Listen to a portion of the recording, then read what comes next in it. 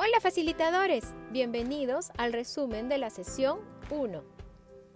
Lo primero que revisamos en esta sesión es el concepto de andragogía o formación de adultos.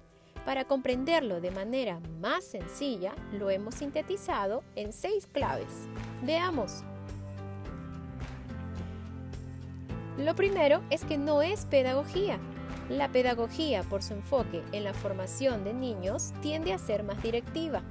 Recuerden que los niños son de alguna manera aprendices en casi todo durante su escolaridad. Por tanto, su instrucción es más directiva.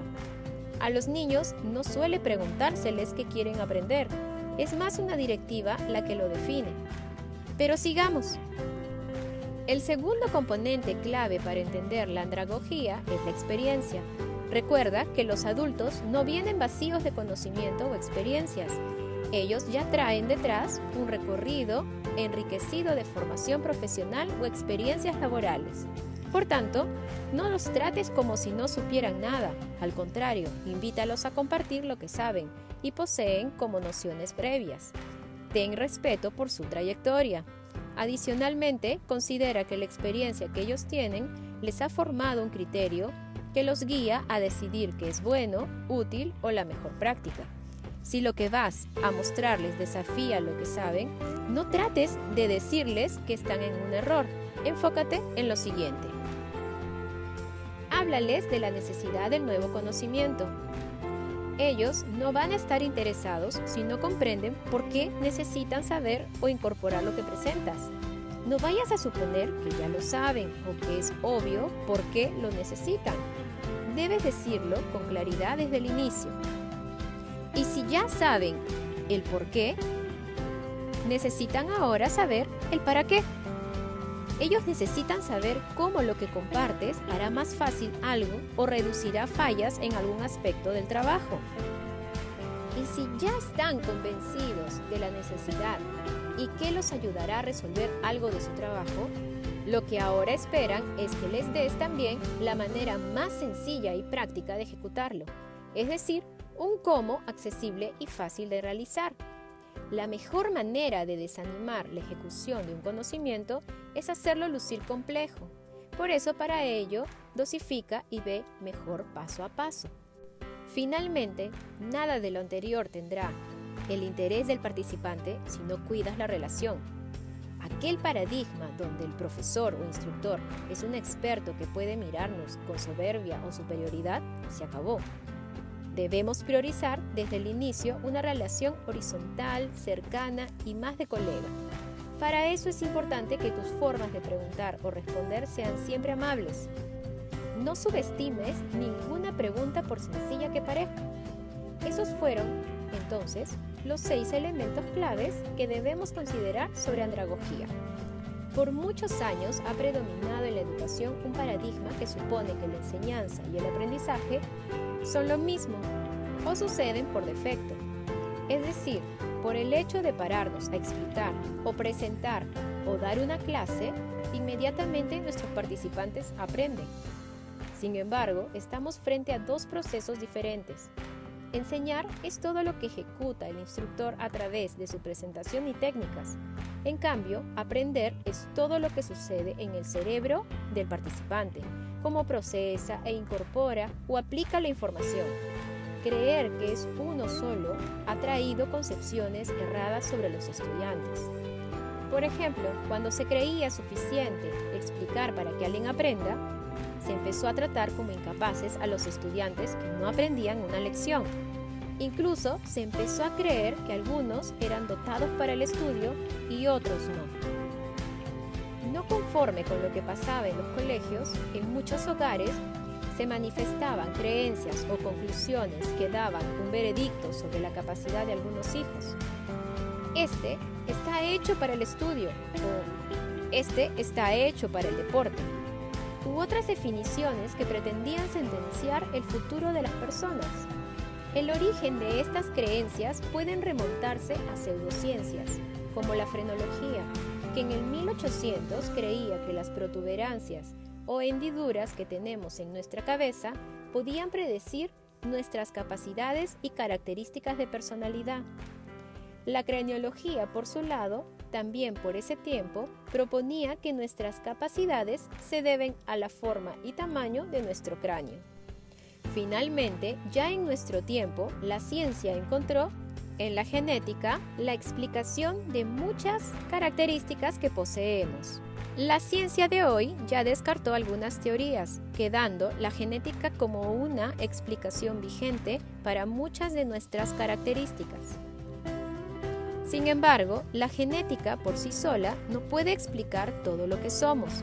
Somos mucho más que nuestros genes, de acuerdo a las más recientes investigaciones científicas. Las capacidades que tenemos son influenciadas por la preparación. Adicionalmente, las experiencias a las que nos exponemos enriquecen lo que podemos. Finalmente, nuestra manera de aprender o las diferentes maneras en que abordamos el nuevo conocimiento. Todas ellas incluso pueden ser potenciadas con determinación. Es decir, nos preparamos, pero nos preparamos cada vez mejor. O nos exponemos a cada vez más experiencias para hacer indetenible nuestro avance. Entonces, ¿donde falta potencial o talento, no hay futuro? No. Donde falta potencial o talento, se necesita más determinación. Parte de este cambio de paradigma es gracias a los aportes que nos trajo con sus investigaciones una psicóloga de Stanford, Carol Dweck, quien publicó sus descubrimientos en el libro Mindset, la nueva psicología del éxito. Nos dice que hay dos mentalidades fáciles de identificar en las personas. La primera se llama mentalidad fija. Esta mentalidad está muy enfocada en mostrarse capaz e inteligente. Para ello, busca hacer solo aquellas cosas que domina o sabe hacer bien, evitando todo aquello que lo colocará en estado de aprendiz o principiante. Por el contrario, la mentalidad de crecimiento considera que toda capacidad puede ser desarrollada. Por ello, se expone sin prejuicio a lo que no sabe. No teme ser principiante porque puede dominarlo con esfuerzo. Entonces, partiendo de diferenciar estos dos procesos, no debemos suponer que con tan solo presentar un contenido estamos garantizando el aprendizaje. Debemos hacer viajar a nuestros participantes por 3 etapas. Estas 3 etapas son las siguientes: conocimiento,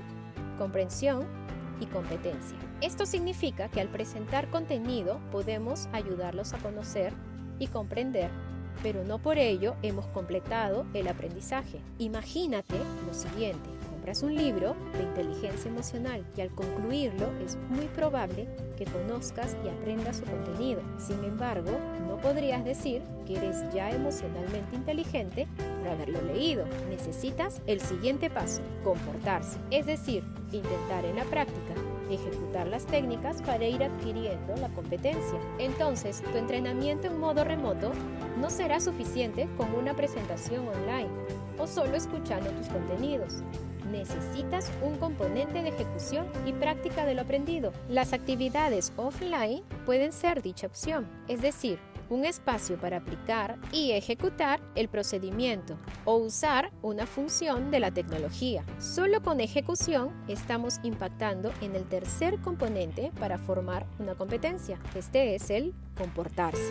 Da un salto diferencial a tu manera de facilitar, llevándolos a ejecutar los contenidos que compartes con ellos. Ellos valorarán la oportunidad de practicar y ejecutar lo que enseñas. Los 3 pilares de una presentación efectiva son los siguientes. Primero, el facilitador, ya que es el que articula la conexión entre el contenido que se presenta y los participantes que lo reciben. Segundo, la presentación, que es la herramienta que ayuda a que los participantes visualicen o comprendan de qué habla el facilitador. Finalmente, un buen facilitador y una buena presentación pueden fallar si no se pensó previamente en el auditorio público al que se dirige. En esta sesión nos detenemos en el facilitador, siendo los 3 componentes que impactan en su desempeño efectivo: su manera de comunicarse, su actitud y su nivel de preparación. Sobre la comunicación nos referimos a su corporalidad, lenguaje, tono de voz y emoción. Sobre la actitud nos referimos a la cordialidad, al esfuerzo positivo de las participaciones y contagiar energía positiva a los participantes. Y finalmente, sobre la preparación. Se trata del dominio del tema que presenta el facilitador, si posee un contenido actualizado y si es el adecuado para el público que se dirige. Respecto a este componente de comunicación del facilitador, podría ayudarnos la siguiente gráfica. Como vemos, la mayor proporción de la comunicación y su poder es no verbal. Solo el 7% corresponde a lo verbal, es decir, lo que decimos con palabras, mientras que el 93% depende de la corporalidad que acompaña lo que decimos y la emocionalidad que lo acompaña. ¿Cómo se transforma al facilitar en remoto? Lo cierto es que la transformación al entrenamiento remoto ya lo hemos visto. Nosotros ya usamos YouTube para revisar tutoriales de cocina, tecnología o educación.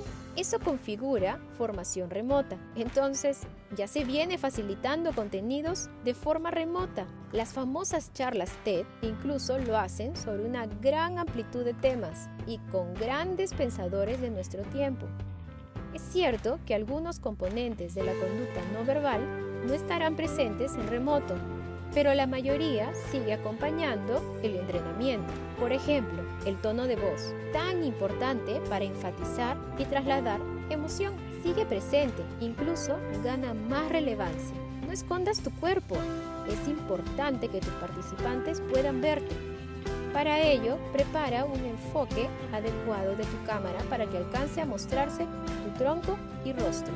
Otro elemento que cambia en la comunicación no verbal y que puede potenciar tu corporalidad son los slides de tu presentación o diapositiva. Es decir, esa corporalidad que pierdes por no estar presencialmente, la puedes potenciar, por ejemplo, en esta imagen que habla de la preocupación de los líderes en el trabajo remoto. Evita que los participantes tengan que imaginarse de qué se trata. Como ves, ya muestra a una persona preocupada y sobre ella unas gráficas de pie con porcentajes que clarifican. Una buena presentación ayuda a visualizar sin esfuerzo de qué habla el facilitador. Otro tipo de facilitar en remoto es transitar su participación no solo entre diapositivas u otros programas. También es importante que te vean y que tú los veas.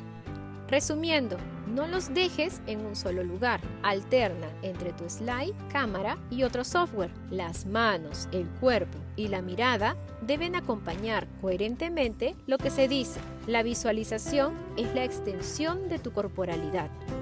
Recuerda tener cuidado con las muletillas. Para ello, puedes pedir feedback de las personas que suelen escucharte hablar. También evita los tecnicismos o anglicismos, si el auditorio no los va a comprender. Recuerda que las palabras no deben ser para presumir, sino para comunicar. Para culminar, también revisamos la importancia del tono. Siempre hablas con un tono de voz. El objetivo es que sea el correcto para lo que dices o deseas transmitir. Este fue el resumen de la sesión 1.